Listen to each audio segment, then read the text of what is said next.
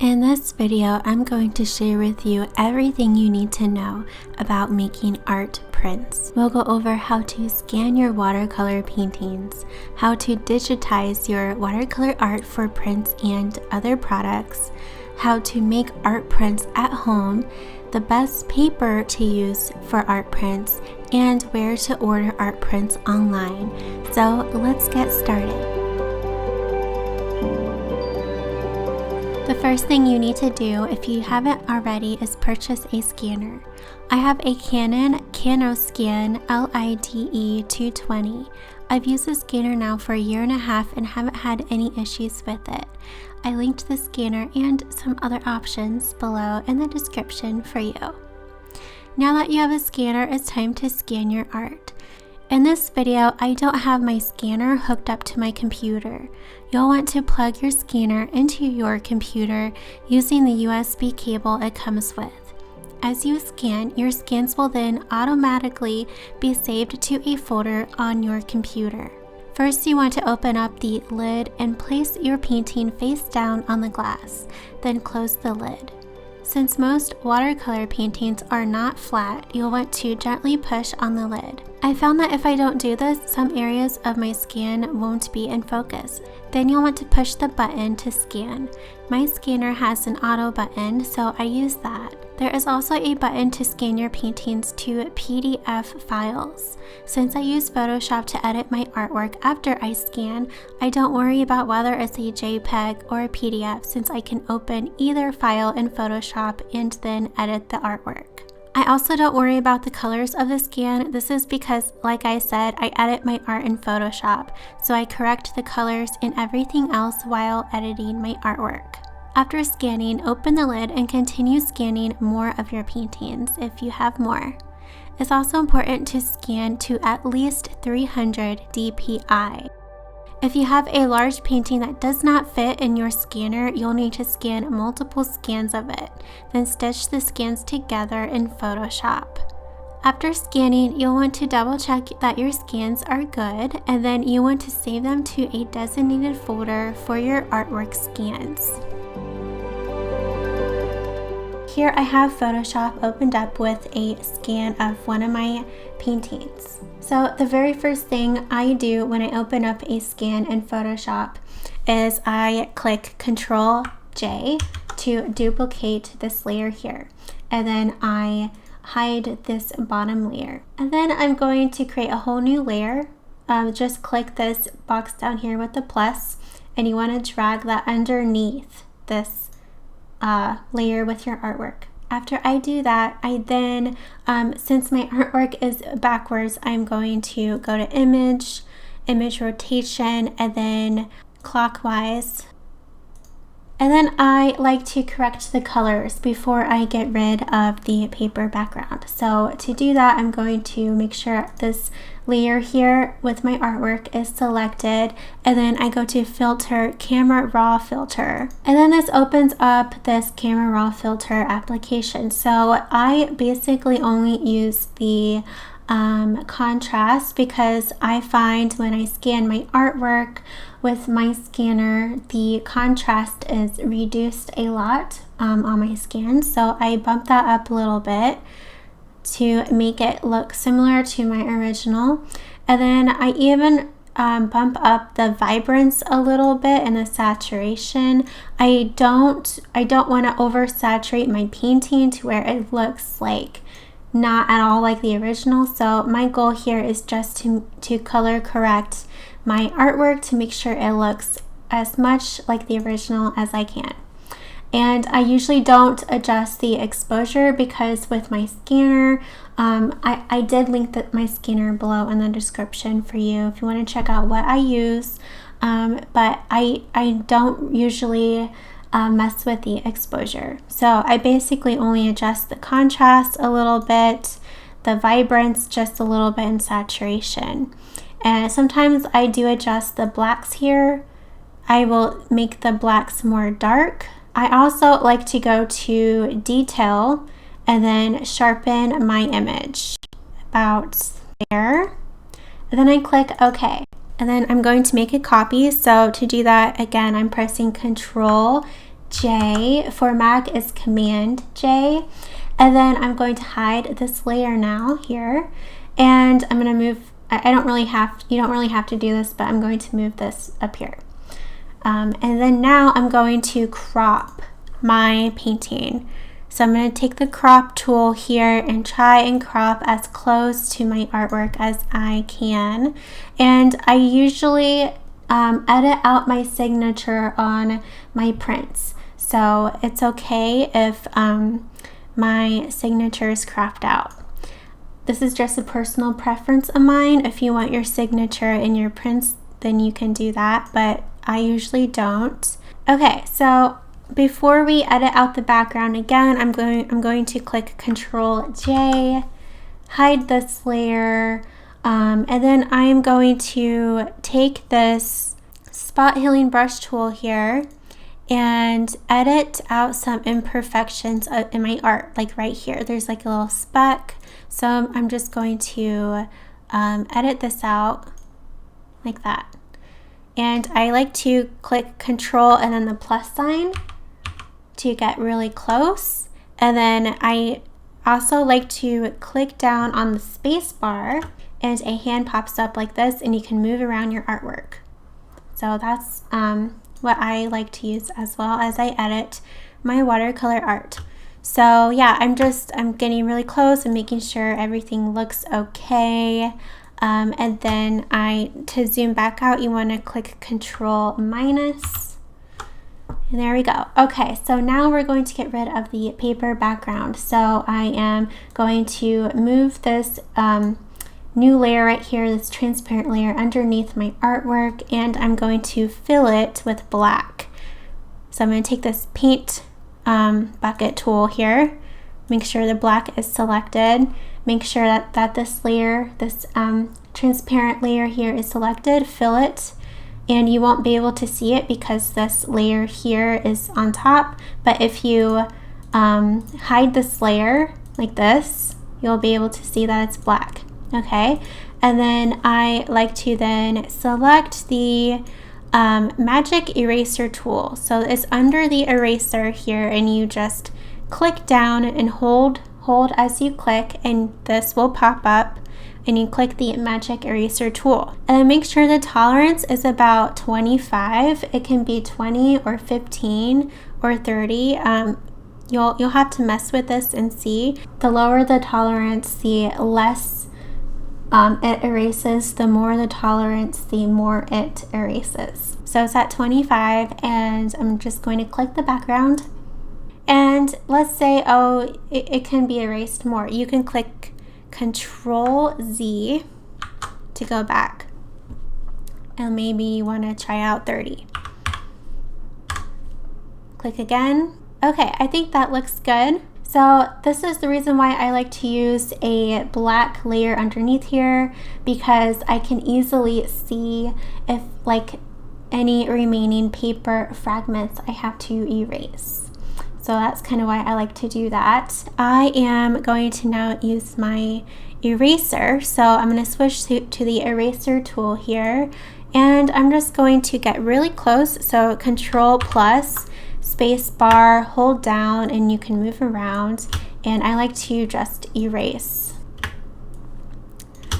So I just erase around my artwork like this, and I also like to have my eraser be very hard, and the size, adjusting the size to where I can get like really into the nooks and crannies of my artwork. So this is just how I like to edit my art. I know that there are more complex ways to do this, like with the pen tool, but I just like to do it this way in Photoshop.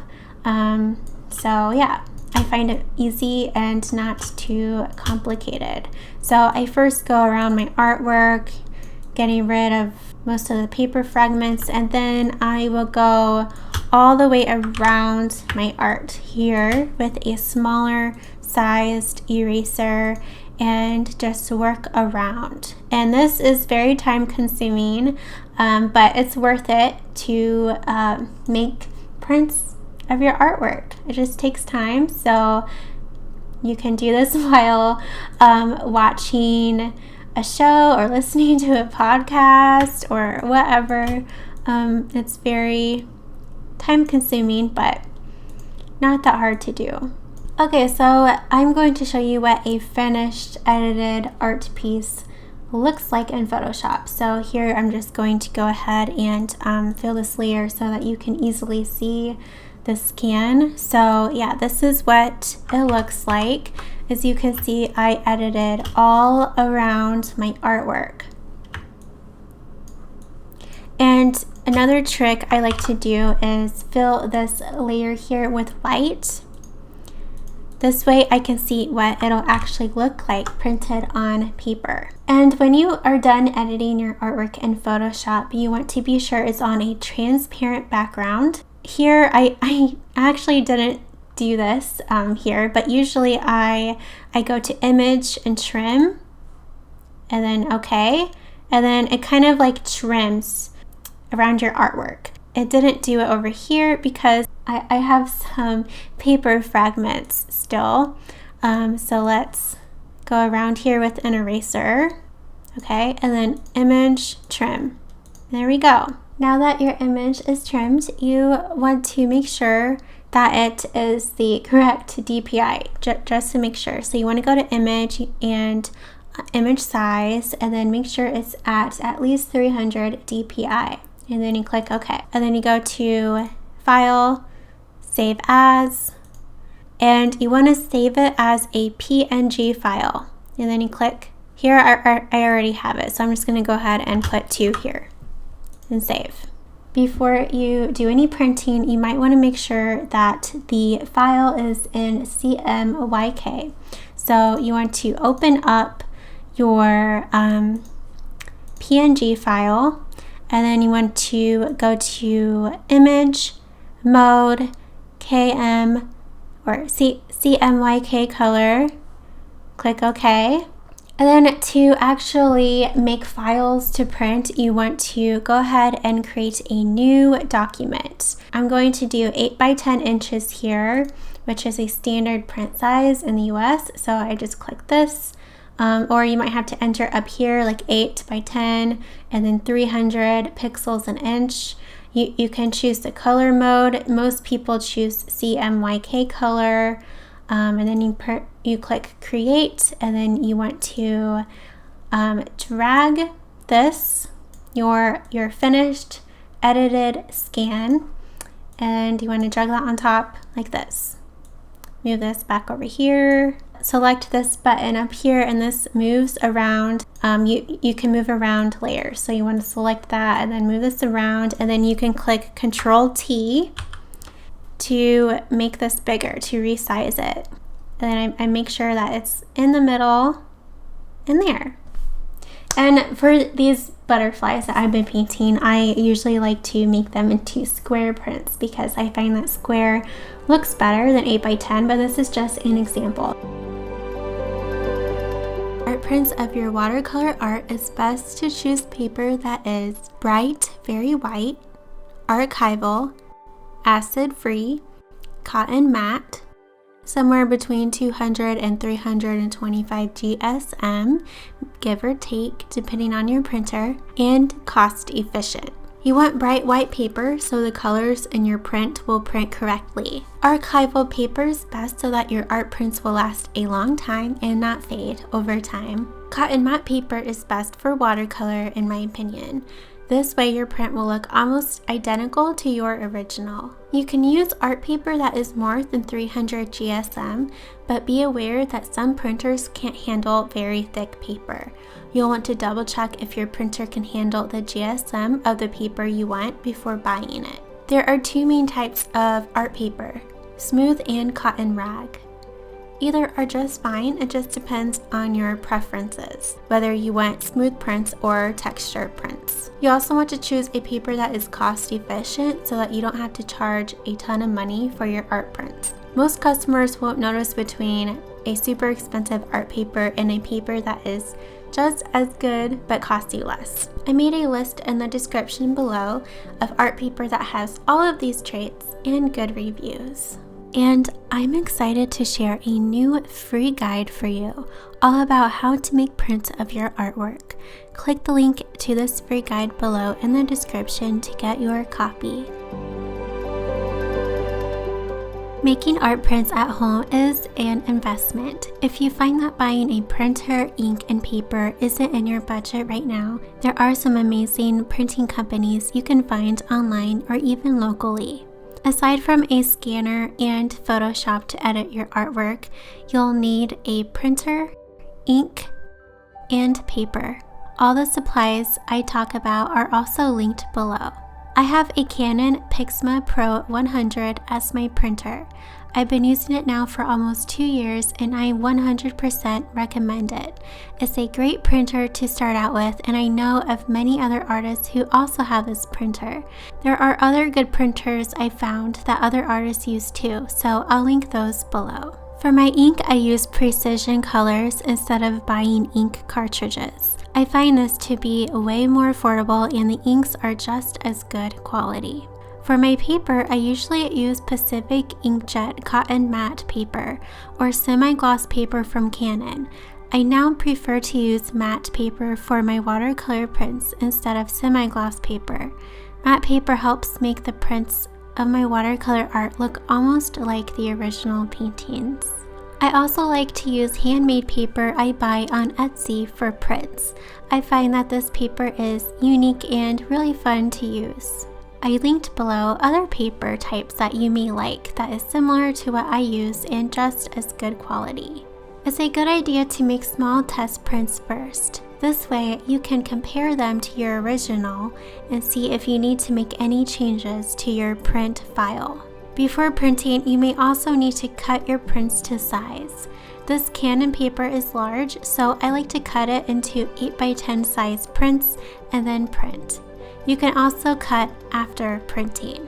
I know it may be overwhelming to try and find a printer and paper to buy, but you just have to pick one. As for paper, you just have to kind of look through the options that I linked below and find one that is within your budget and just try that out. And you can always try another paper next time you need to purchase paper. If you decide to make art prints at home, you're looking roughly at a $1,000 minimum investment if you purchase the Canon Pixma Pro 100. Making art prints at home allows me to have complete control over the process and to print as I need to. So far, it's been a really good investment for my business. But as I said earlier, if you feel like the investment is too much right now, you can always find an online printer to use.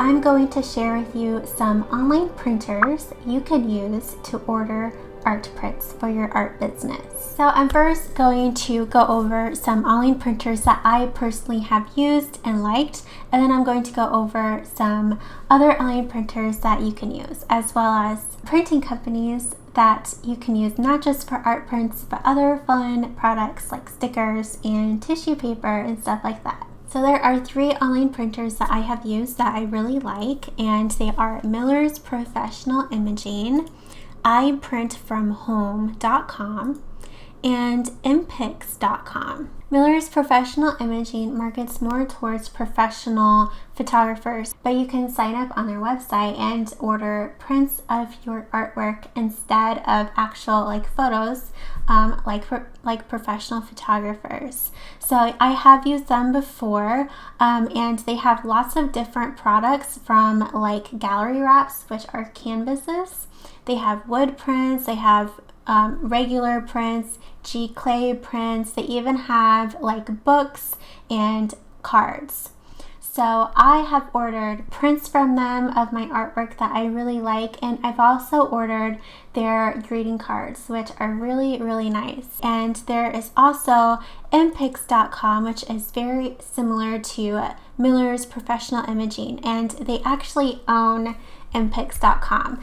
And MPix is really for not professional photographers, but more for the everyday person. But they have really, really nice products, really nice prints, and they are a little bit more affordable than Miller's Professional Imaging. So if you don't really have the budget for Miller's products and prints, then you can choose Mpix.com, and their prints are a little bit more affordable, and they're just as nice, to be honest. And there's also iprintfromhome.com, and I know their website does not look like super nice, but they actually have really nice prints, and they market more towards artists, not photographers. So I really recommend them over MPix and Miller's Professional Imaging. And they have lots of different options for art prints, and yeah, lots of different sizes as well. And they even offer matting your prints. And I think you get free shipping if you order over $35, which is what I usually do if I order from them. So I usually place an order of at least $35 to get that free shipping. And I know that Miller's Professional Imaging, at least when I use them, they have free shipping. I can't remember the amount that you have to order to get free shipping, but their shipping is like very quick. It's next day or in 2 days. So if you need an art print, like in 2 or 3 days, you'll want to order from Miller's Professional Imaging. Whereas I print from home and Mpix.com, it could take maybe a week or a week and a half to get your art prints. Out of all of the three, I recommend iprintfromhome.com, mostly because they their audience is artists, us. You know, it's not photographers. Their prices are really good. They are, if not the same as MPix, they might even be cheaper. It just depends on the type of prints you order. Now I'm going to go over some printing companies that I have not used, but that I know other artists use and that are good printing companies. So I'm going to go over catprint.com first. So catprint.com, I have ordered some samples from them, but I think I ordered greeting card samples, but I ended up choosing Miller's greeting cards instead, mostly because Catprint, I had to order a lot to really get the price that I wanted for the greeting cards. So that is something like you can order just like one thing, like one print, but the cost will be a lot. Or like one greeting card. I would like to actually try them out sometime instead of making my own prints at home. But yeah, I've heard great things about them, and they are a really good option for artists. And they not only have prints, but they have like cards, they have postcards, they have business cards, posters, stickers, a lot of different options. And then there is Nation's Photo Lab. They market more towards photographers, but I feel like photographers and artists kind of go hand in hand because they both want like really good quality prints. So Nation's Photo Lab, I've heard great things about them, and they have canvas, they have metal prints, which is kind of cool. They looks like they offer framing and mounting. And of course they have prints. And the other option is bayphoto.com. Again, this markets more towards photographers, but artists can use them as well. And it looks like they have some really cool different options for printing. They not only have regular art prints, but it looks like they have canvas prints, they have metal prints like Nation's Photo Lab. They have, framed prints, so you can order framed prints, which is cool. And yeah, so that's another option. So I'm going to quickly go over two other companies that you can use to print your artwork, and these are print on demand companies.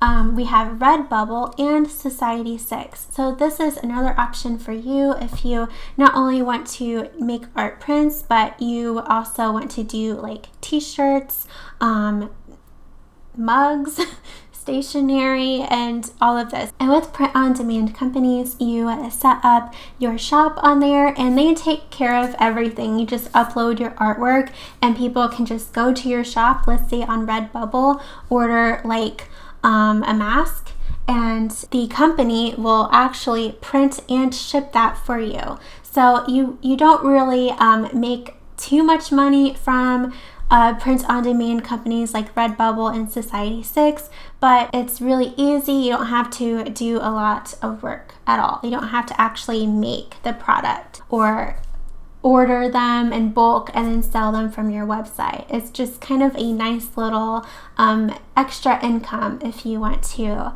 set up a print-on-demand shop. And I actually have not tried this yet. This is something that I would actually like to try someday.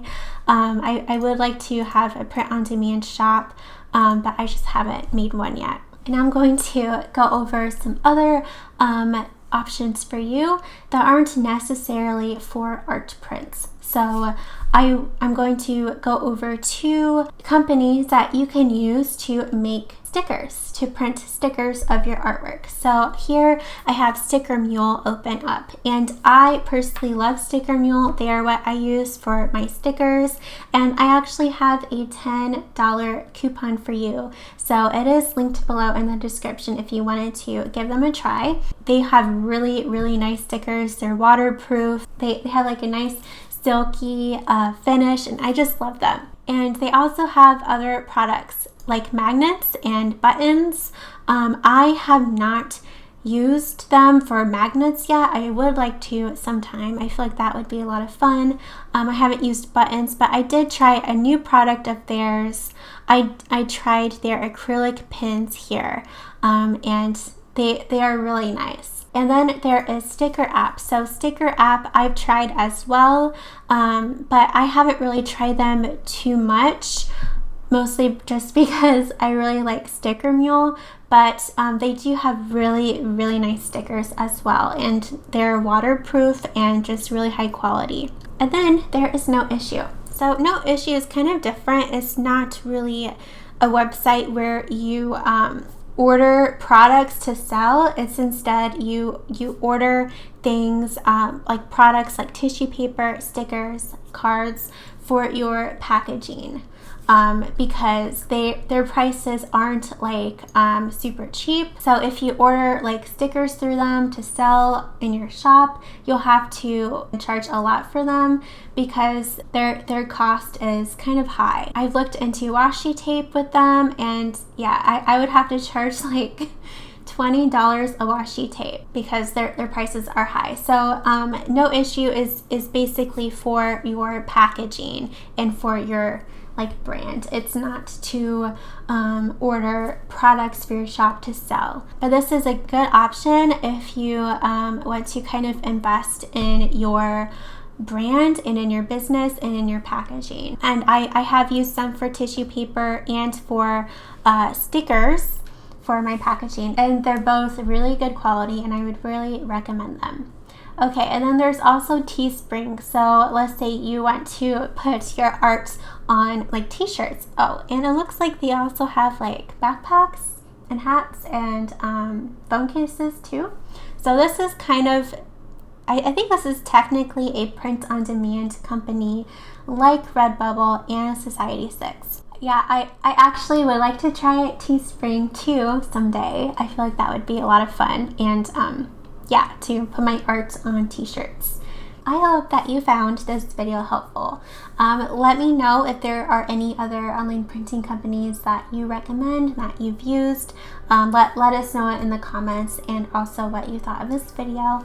And thank you so much for watching. Subscribe to my channel if you haven't already, and have a wonderful day. Oh, and I also have a lot of videos all about making art prints linked below in the description if you want to check out those as well.